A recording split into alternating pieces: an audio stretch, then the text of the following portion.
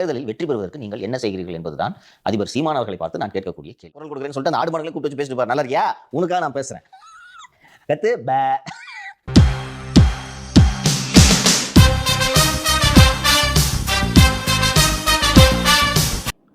உறவுகளுக்கு வணக்கம்.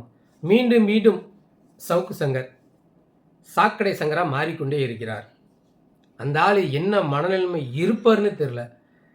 சில பேர் சமீப காலத்தில் ஐயோ அந்த ஆள் போதையை போட்டு எதனாலும் பேசுகிறான், அவன் கஞ்சா போதைக்கு அடிக்ட் ஆகிட்டான், அவன் இப்படியே தான் மாற்றி மாற்றி பேசிட்டுமா அப்படின்னு சொல்லுவாங்க. சரி, அந்த ஆள் சில நல்ல விஷயம்லாம் பேசுகிறாரு, அதனால் தேவையில்லாத அவதூறுகளை அவர் மேலே பரப்புகிறாங்கன்னு நம்ம நினச்சா, இல்லை அவங்க சொல்கிறதெல்லாம் உண்மை, நான் போதையில் தான் வளர்றேன், நான் ஒரு கஞ்சா குடி தான் அப்படின்ற மாதிரி நிரூபிக்கிறார். இத்தனை நாளாக அண்ணன் சீமான் அண்ணா அவரோட அரசியல் நல்லா இருக்குது, தம்பிங்கள்லாம் கட்டுக்கோப்பாக வச்சுருக்கிறாரு, எத்தனை தடவை தோற்றாலும் விடாமுயற்சியாக நிற்கிறாரு, துணிஞ்சி களத்தில் நிற்காரு, மிகப்பெரிய இந்த அரசியல்வாதின்னு சொல்லிக்கிற இந்த திராவிட கட்சியை எதிர்த்து தனி மனிதனாக போராடுறாரு. அவங்க தம்பிகளும் சலிக்காமல் அண்ணன் கூட பயணிக்கிறாங்க அப்படின்னு சொன்னவர் இப்போ கேலியும் கிண்டலும் பண்ணிட்டு இருக்கிறாரு. இல்லை மனநலமை உண்மையாலுமே உங்களுக்கு பாதிச்சிருச்சா, இல்லை உங்களை தூக்கிட்டு போய் இந்த காவலர்கள் போட்டு திங்குன்னு மிதிச்சாங்களே, அப்போ படாத இடத்துல ஏதாவது பட்டு மண்டை குழம்பிருச்சா? உங்களுக்கு கொஞ்சம் கூட அறிவுன்றதே இல்லையா? உங்களை எல்லாரும் உதறித்தல்னப்ப, உங்களை போட்டு மிதின்னு மிதிச்சப்ப, இந்த திராவிடம் உங்களுக்கு சித்திரவதை பண்ணிட்டு இருந்தப்ப, பொழைக்கிறதுக்கு என்னடா வழி அப்படின்னு யோசிக்கிறப்ப எங்கள் அண்ணன் தான் உங்களுக்கு கண்ணில் தென்பட்டார். எங்கள் அண்ணன்கிட்ட தான் வந்தீங்க. இந்த லட்சணத்தில் அவரை அதிபர் சீமான்னு மறுபடியும் நீங்கள் கிண்டல் பண்ணுறீங்க. அன்னைக்கு ஒடியாந்தீங்களே, ரிலீஸ் ஆனவொன்னே நேராக எங்கள் அண்ணன் சீமான் வீட்டுக்கு ஒடியாந்தீங்களே, அவர் காலில் விழுந்து நக்கினீங்களே, அப்போ அதிபர் சீமானா உங்களுக்கு தெரியலையா?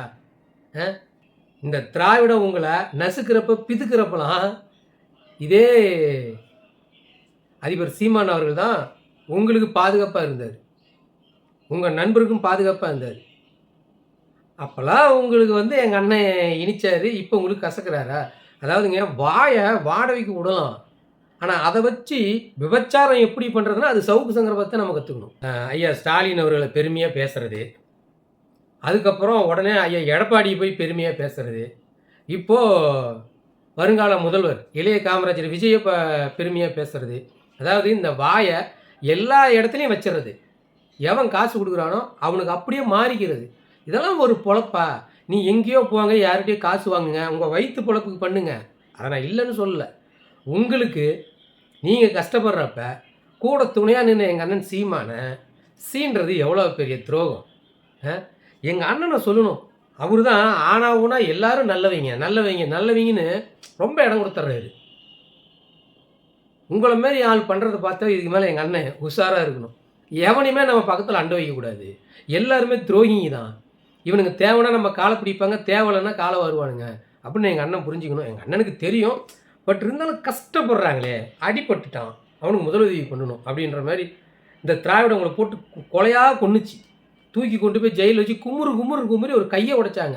அப்போ எங்கள் அண்ணன் தான் சரி எல்லாரும் உதறி தள்ளுறப்ப நம்மளும் அப்படி இருக்கக்கூடாது, நம்ம அரவணைப்போம் அப்படின்னு அரவணைச்சதுக்கு இப்போ நம்ம சுளுக்கு சங்கர் வாயை வாடகை விட்டுட்டு எங்கள் அண்ணனே அதிபர் சீமானம். எங்கள் அண்ணன் எங்களுக்கு அதிபர் தான், அவர் நல்ல மனசுக்கு அவர் நல்லா தான் இருப்பார். யாருக்குனாலும் நம்ம எதிர்க்கு கூட ஒரு பிரச்சனைனா முதலாக குரல் கொடுக்குறாருல்ல, எங்களுக்கு எங்கள் அண்ணன் அதிபர் தான். நீங்கள் வாயை வச்சு விபச்சாரம் பண்ணாமல் ஏதோ ஒரு கொள்கையை பிடிமானமாக பிடிச்சிக்காங்க. திராவிடமே வேஸ்ட்டுமீங்க, அப்புறம் திராவிடம் தான் பரவாயில்லமீங்க. என்ன பொழப்பு இது? மானங்கட்ட பொழப்பு. இந்த பொழப்பை பொழைக்கிறதுக்கு நீங்கள் வேறு வேலை செஞ்சிடலாம். அதாவது கஷ்டப்படுறப்போ ஒருத்தர் நம்மளுக்கு உதவி பண்ணுறாங்கன்னா அவங்களுக்கு துணையாளினாலும் பரவாயில்ல, தொல்லையாக இருக்கக்கூடாது. உங்கள் வருமானத்துக்காக உங்களுக்கு உதவி செய்கிற ஒருத்தர் அசிங்கப்படுத்தக்கூடாது. இதுவும் நாங்கள் இவ்வளோ டீசெண்டாக உங்களை பேசுகிறோம், இதுவே கோபத்தெல்லாம் உங்களை பேசணும்னு நினச்சா எதுக்கு இதெல்லாம் விட்டுட்டு போயிட வேண்டியதான். இதுக்கு மேலேயே வாயை கொஞ்சம் அடக்கி பேசுங்க. மீண்டும் உங்களை மறுபடியும் இந்த திராவிடம் தூக்கி கொண்டு போய் காவல் நிலையத்தில் வச்சு வாயிலே குத்துன்னு குத்தலாம். மீண்டும் நீங்கள் குடியிருக்கிற வீட்டில் மலத்தை ஊற்றலாம். சம்பவம்லாம் நடக்கும். அப்போ அதிபர் சீமான் வீட்டுக்கு வந்துடாதீங்க, நாங்கள் ஏதாவது கேட்டுற போகிறோம். நல்லா வாயில் வருது. தேர்தல் நெருங்க நெருங்க நம்மளுக்கு எதிரிகள் அதிகமாயிட்டே இருக்கிறாங்க.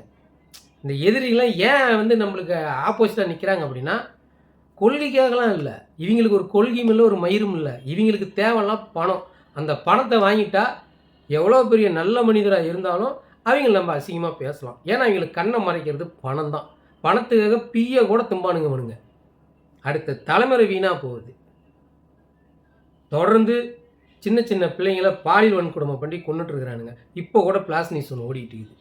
இதை எதிர்த்து எவனாவது பேசுங்கடானா நேராக எங்கள் அண்ணன் சீமானடியே வந்துடுது. இவர் என்ன பண்ணாருன்னு தெரில. எங்கள் அண்ணன் சொல்கிற மாரி இந்த இனத்தில் நான் பிறந்தது தான் மிகப்பெரிய தவறு. என் இனத்துக்காக நான் நிற்கிறேன். நான் 5 வருஷம் நான் ஆட்சியில் இருந்துட்டு நான் என்ன பண்ணனே?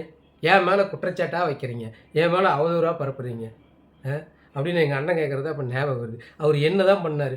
நல்லது பண்ணணும்னு நினைக்கிறதே ஒரு தப்புன்றானுங்க இந்த கிறுக்கனுங்கெல்லாம். டேய், மனசாட்சின்னு இருக்குதா இல்லையா உங்களுக்கு? சரி விடுங்க. தேர்தல் நெருங்க நெருங்க நம்மளுக்கு எதிரிகள் கூட்டம் அதிகமாகிட்டே இருக்குது. பணத்தை இப்பயே வந்து இந்த 6 மாதத்துக்குள்ளேயே இவனுங்கெல்லாம் இதுமாரி எச்சைங்க தெருநாய்ங்களாம் சம்பாரிச்சுக்கிட்டாதான் அடுத்தது ஆட்சி எப்படி மாறுன்னு யாருக்கும் தெரியாது. அதனால் இருக்கிறப்பே பணத்தை வந்து இப்படி ஆட்டையை போட்டு வச்சுக்கலாம், வாடகை விட்டுறலான்னு இந்த பிஸ்னஸில் இப்போ வந்து நிறைய பேர் குதிக்க ஆரம்பிச்சிட்டாங்க. அதில் நம்ம ஐயா சவுக்கு சங்கரும் அதில் இருக்கிறாரு. உடனே பணக்காரன் ஆகணும், உழைக்காமல் பணக்காரன் ஆகணும், வேர்வு இல்லாமல் பணக்காரன் ஆகணும்னா வெக்கமான சூடு சொரணை எதுவும் இல்லாமல் காசுக்காக பீத்துங்கிற வேலை நம்ம ஐயா சவுக்கு சங்கர மாரி நம்ம பண்ணலாம். நம்மனா நாம் இல்லைங்க, காசுக்காக ஒரு கூட்டம் இருக்கணும். அந்த கூட்டம் அந்த மனநிலைமையில் தான் இவங்க இருக்கிறாங்க. நீங்கள் பேசுகிறதுனாலாம் நாங்கள் தோண்டு போகிறதும் இல்லை. நீங்கள் சொல்கிற மாரி அவர் வந்து பயிற்சிக்கு அரசியல் நிற்கிறாரு. எல்லாரும் பயிற்சி எடுக்கணும். பயிற்சி எடுத்தால் தான் ஆட்டக்களத்தில் நிற்க முடியும். வயிற்றுலேருந்து வெளியில் வந்தவொடனே எவனும் நேரம் சிஎம் ஆயிட முடியாது, வார்டு கவுன்சில் கூட ஆக முடியாது. பயிற்சி இருக்கணும்.